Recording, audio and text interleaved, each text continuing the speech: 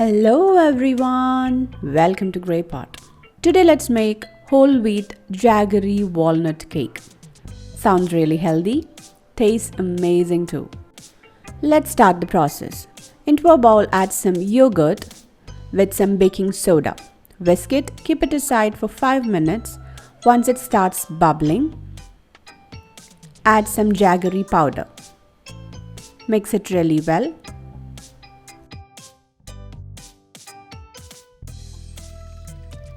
Now into that add some vegetable oil or any flavorless oil and combine it well.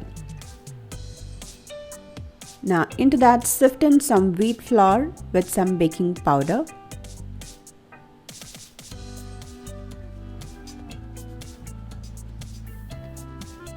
And start mixing it. Now add some milk little by little and combine it to form a cake batter.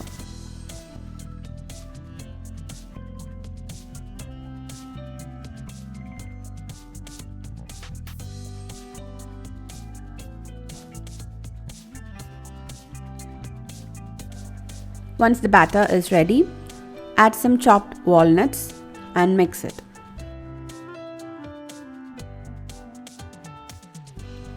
Now transfer it into a baking tray lined with parchment paper.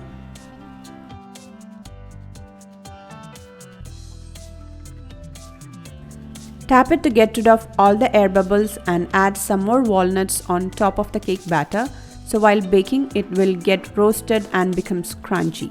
Now bake this at 180 degrees Celsius for 45 to 50 minutes or until a toothpick inserted comes out clean.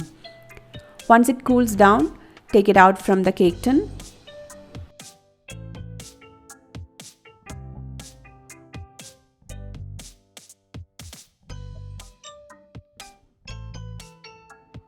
And there you go, our tasty and delicious whole wheat jaggery cake is ready.